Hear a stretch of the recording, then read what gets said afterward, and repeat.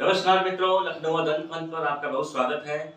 मैं doctor MP Singh आज आपको मिलवाने वाला हूँ हिंदी साहित्य जगत की ऐसी हस्तियों से जिन्हें आपने अभी तक सुना होगा, देखा होगा, जिनके बारे में गूगल पे तमाम सारी चर्चाएं हैं। काव्य मंचों पर ढेर सारे मंच इनके नाम लिखे गए और आपने साहित्य जगत में नए कीर्तिमान स्थापित किए। किंतु आज हम लखनऊ दंत मंच पर लेकर आए हैं पहली बार अपने साथ में ऐसे वरेण्य रचनाकार श्री ओम नीरज जी को और डॉक्टर नरेंद्र भूषण जी को।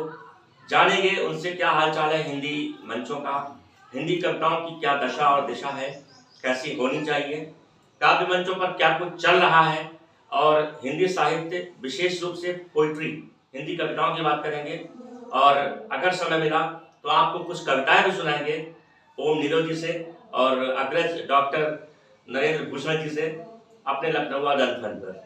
सर, आपका बहुत स्वागत है जी। आपसे सर एक सवाल पूछना चाहता हूं कि अभी वर्तमान समय में जो हिंदी काव्य मंच हैं उन पर जो कविताएं पढ़ी जा रही हैं, क्या आप उससे संतुष्ट हैं सर? मैं आपको सुनकर के पढ़ कर के आया हूं, ये सोच करके सर जवाब दीजिएगा। हाँ बोलिए। आज के काव्य मंचों पर जो कविता प्रस्तुत हो रही है वो बहुत ही आशाजनक है। उसमें बहुत बड़ा भविष्य काव्य का हमको दिखाई देता है। बड़े अच्छे अच्छे प्रयोग हो रहे हैं जिनकी कल्पना पहले से हम नहीं कर पा रहे थे, कर नहीं सकते थे, लेकिन अकल्पनीय प्रयोग आज मंचों के ऊपर हो रहे हैं।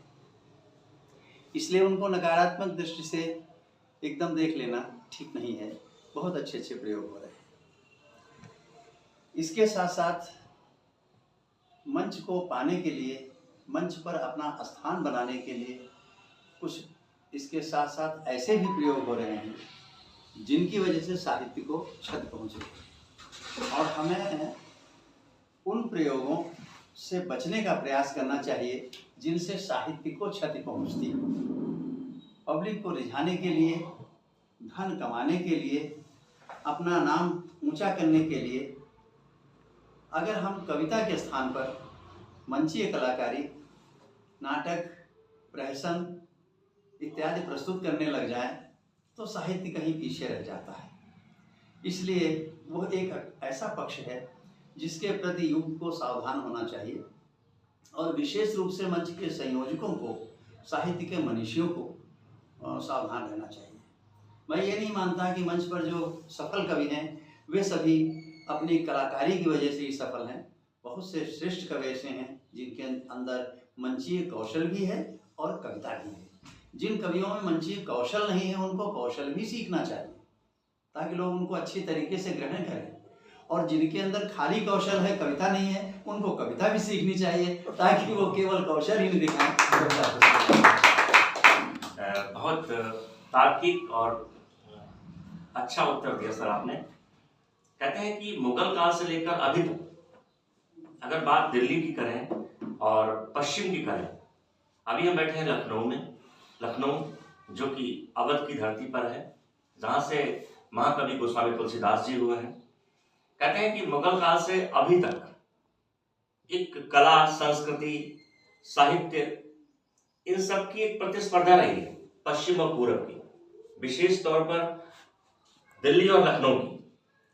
तो इस विषय पर सर पूछना चाहते हैं कि आपको ऐसा कुछ लगता है क्या कि साहित्य को ऐसे बांटा गया है कि पश्चिम के कवि, पश्चिम की कविता और पूरब यानी अवध की कविता विशेष रूप से, इस विषय में सर क्या कुछ कहना है आपका? मेरा ये मानना है कि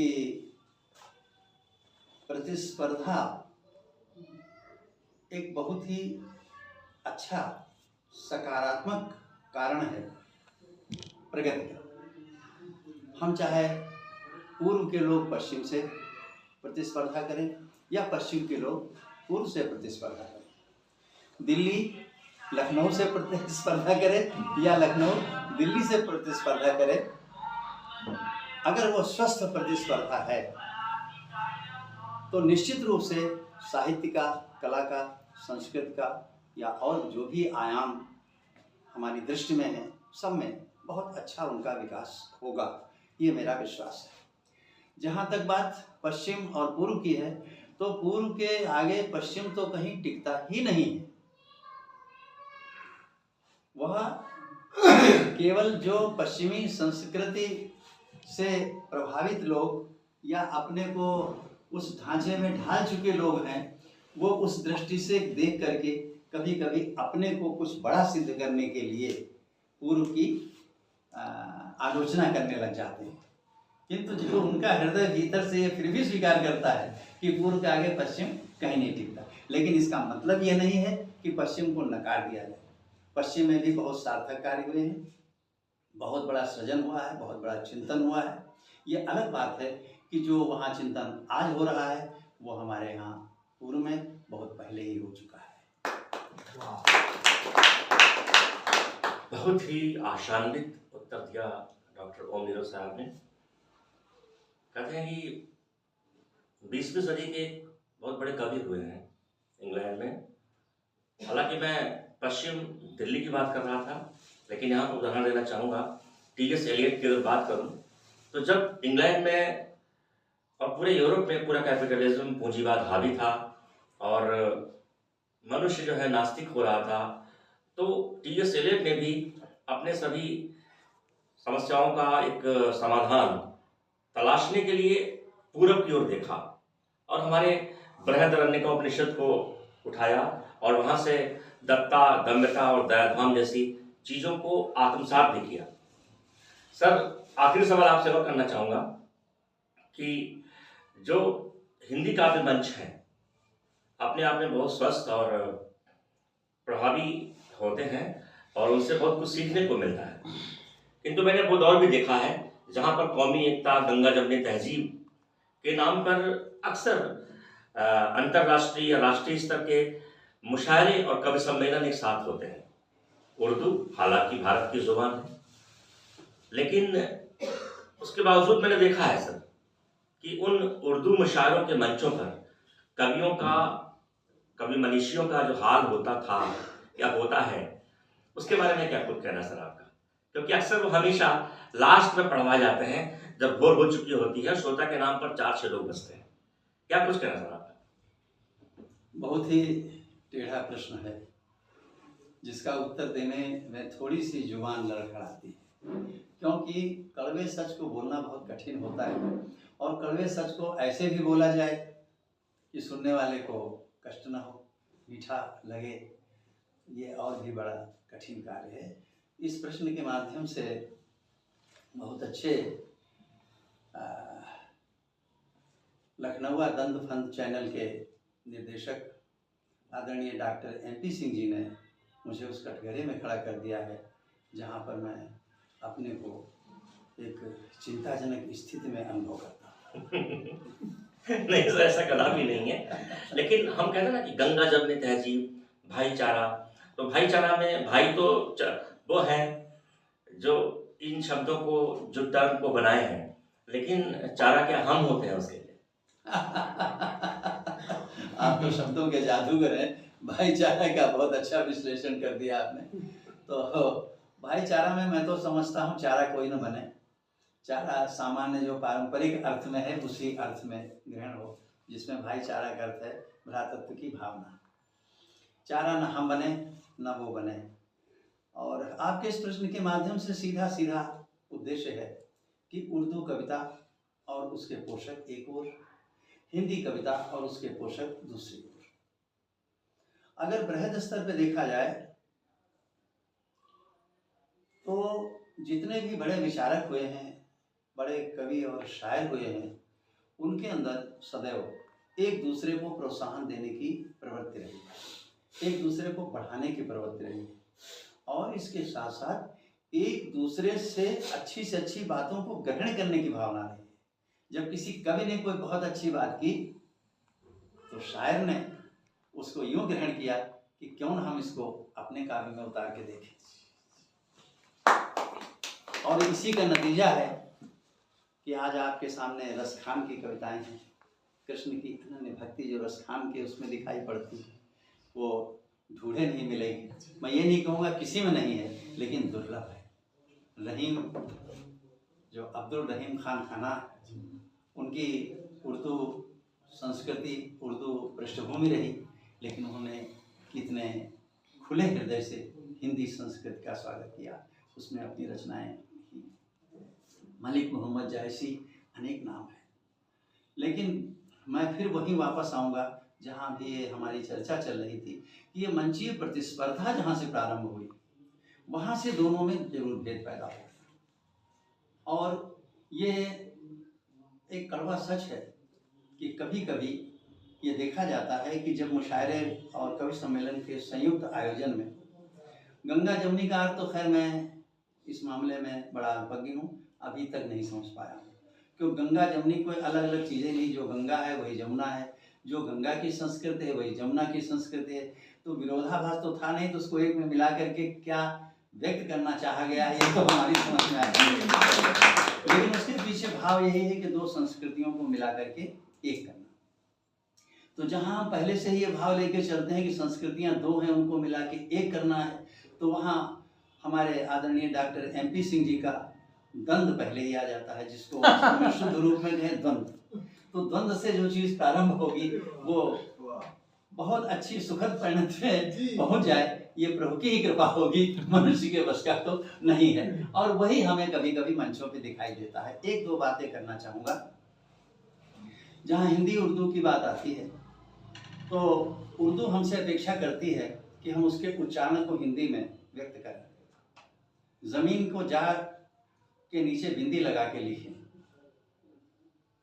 ऐसे बहुत से शब्द हैं। खा है, खा है, खे और काफ और हे मिला के जो खा बनता है, खा खा, जा जा, इस तरीके के हैं प्रयोग। तो कहते हैं हमारे इन प्रयोगों को आप बिंदी लगा के व्यक्त करें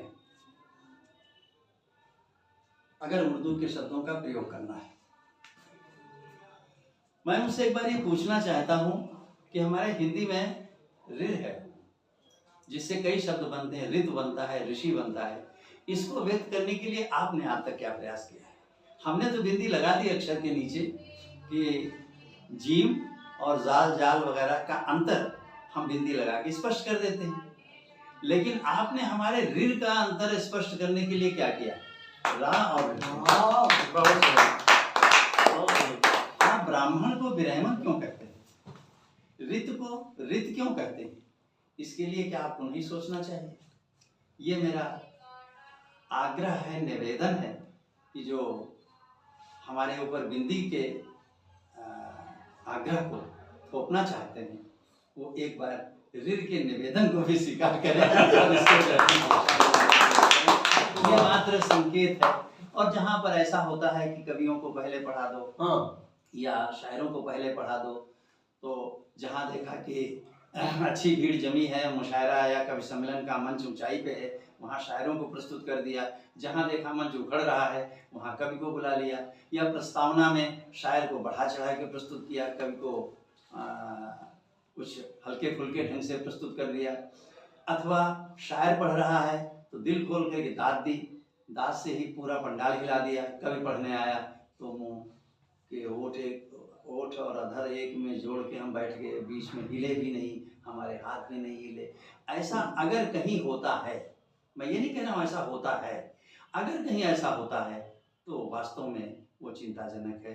उसके प्रति हम फिलहाल अच्छी भावना तो नहीं व्यक्त कर सकते, हम उसका विरोध करते हैं, लेकिन सदैव ऐसा नहीं होता है। कुछ श्रेष्ठ मंचों पर दोनों का बड़ा सम्मान होता है, कहीं पर यदि ऐसा होता है तो दोनों को इस भावना से अलग हटना चाहिए।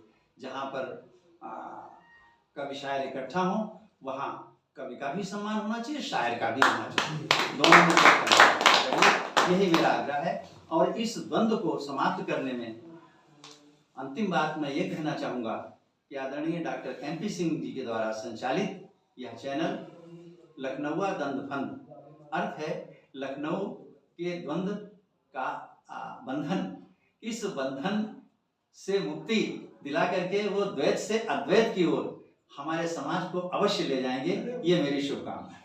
Thank you sir, thank you so much, बहुत बहुत शुक्रिया, धन्यवाद। ये हैं डॉक्टर आदरणीय डॉक्टर ओम निरोध जी, और मैं बहुत शुक्रगुजार हूँ, आभारी हूँ सर का। सर ने समय निकाला हमारे चैनल के लिए और हमारे प्रश्नों का बड़ी ही बौद्धिकता के साथ उत्तर दिया, बिना किसी को हर्ट किए, बिना किसी को फील कराए। कहते हैं कि प्रोफेसर रघुपति सहाय फिराक गोरखपुरी एक ऐसा नाम जिन्होंने अंग्रेजी विषय में शिक्षण किया और जो पूरे जीवन भर उर्दू की शायरी लिखते रहे। जिंदगी तो पूरी घमंड में निकली उनकी और हमेशा कहते रहे कि अंग्रेजी मेरी बीवी है और उर्दू मेरी महबूबा। लेकिन मित्रों, आपको शायद नहीं पता होगा कि जब उनके जीवन का अंत समय आया तो उन्होंने स्वीकारा कि अंग्रेजी मेरी बीवी है, उर्दू मेरी महबूबा, किंतु हिंदी मेरी माँ है। वाह। ऐसे ही पर हम आज मौजूद हैं, इकट्ठा हुए हैं। बने रहिए लखनऊ जनपद पर। Thank you so much.